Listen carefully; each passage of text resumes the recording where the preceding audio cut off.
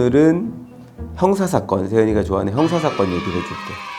오늘의 주인공을 할아버지 할머니가 등장하는데 할아버지를 신봉사 할아버지라고 하고 할머니를 뺑덕 할머니라고 할게. 그 신봉사 할아버지하고 뺑덕 할아버지는 할머니.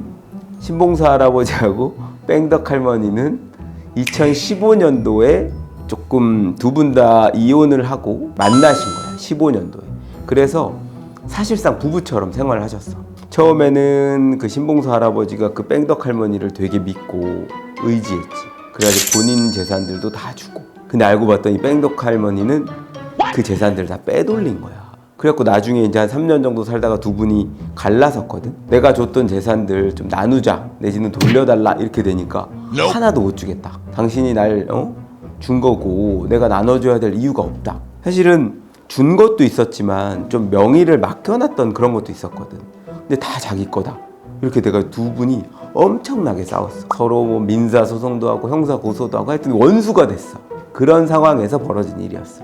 2020년도에 신봉사 할아버지가 그 뺑덕 할머니의 아들을 만나서 조금 해결책을 찾아보려고 그 뺑덕 할머니가 운영하고 있는 식당을 찾아갔어. 그랬더니 뺑덕 할머니가 나가라 막 소리를 친 거야.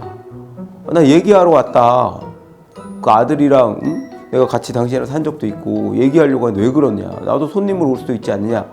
그래갖고 얘기를 막 좀 옥신각신해서 그랬더니 무조건 나가라는 거지. 아무래도 옥신각신하니까 이제 거기에 한두 명 손님이 있었는데 좀 소란스러워서 불편했을 거 아니야.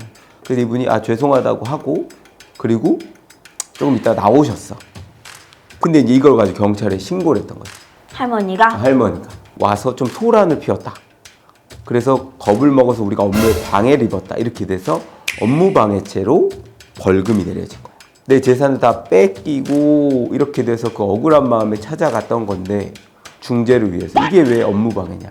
내가 무슨 때린 것도 아니고 뭘 업무방해 했다는 거냐. 업무방해죄 들어봤어? 많이 들어가요. 요새 타인이 하는 영업장소에 가서 막 회방을 놓거나 거짓으로 소문을 낸다거나 거기에서 소란을 피우면 이런 업무방해가 되거든. 업무방해죄는 행위태양이 딱 세 가지야. 첫 번째는 허위사실 유포, 두 번째는 위계.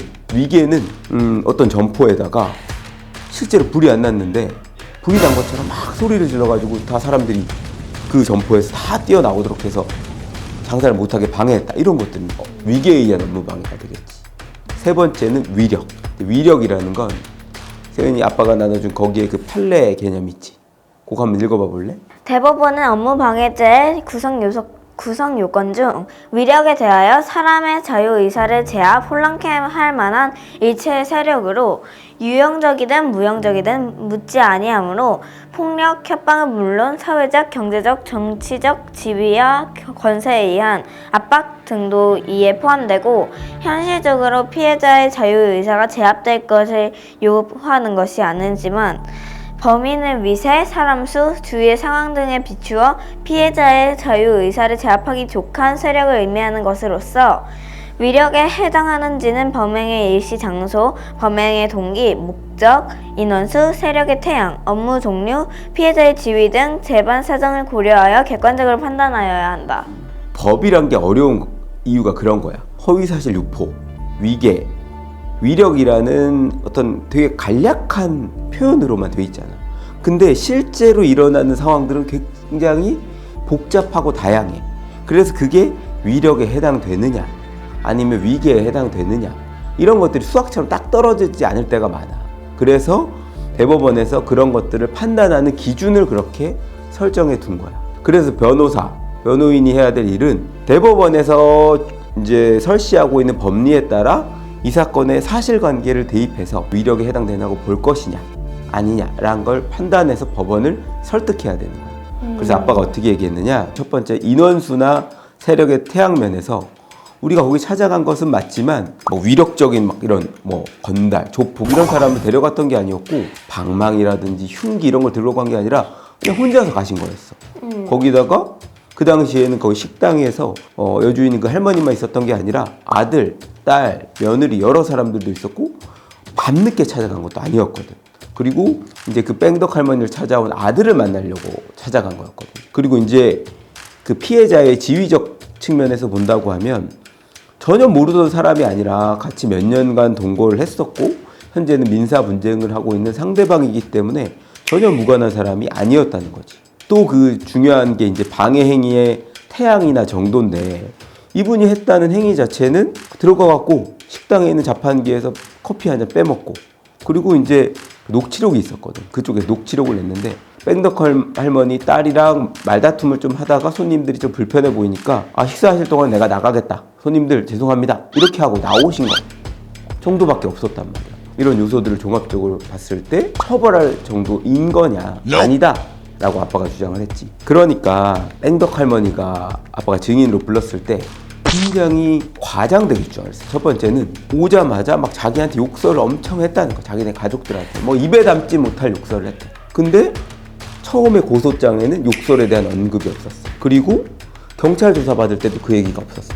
갑자기 만든 거네 말을. 그리고 두 번째로 경찰 조사 받을 때 뭐라고 얘기했냐? 개 X라는 욕을 조그맣게 했다라고 해서 이제 처음엔 얘기 없던 욕설이 등장하긴 했는데 법정에서는 뭐 입에 담지도 못할 각종 욕설을 했다. 너무 무서웠다. 이런 얘기를 갑자기 하는 거야. 또 하나는 그 바람에 원래 예약된 손님이 있었는데 손님을 못 받았대. 아빠가 물어봤지, 디테일을. 그 당시 아빠가 썼던 신문사항인데 단체 손님을 받았던 게 맞냐? 몇 시에 몇 명이 예약이 됐었냐? 여긴 순댓국집이었어. 손님들이 보통 저녁 먹으러 오는 시간대가 있잖아.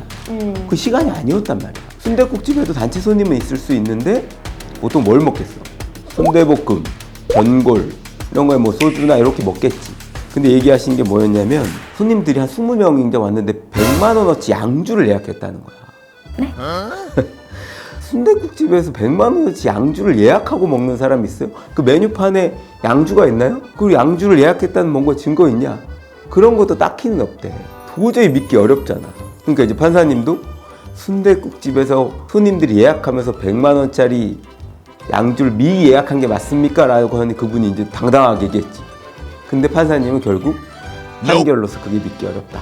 거기다가 결정적으로 아빠가 제출했던 증거는 이 백덕 할머니가 그 신봉사 할아버지한테 평소 보냈던 문자인데 뭐라고 했냐면 난 이제 눈에 뵈는 게 없다. 머리통 망치로 부셔버리겠다.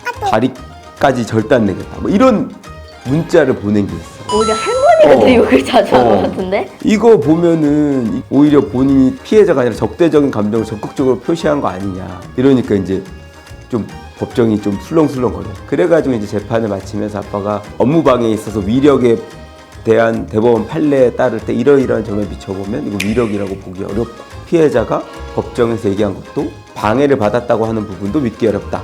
이렇게 해서 주장을 했는데 아빠가 주장한 것처럼 무죄가 나왔지.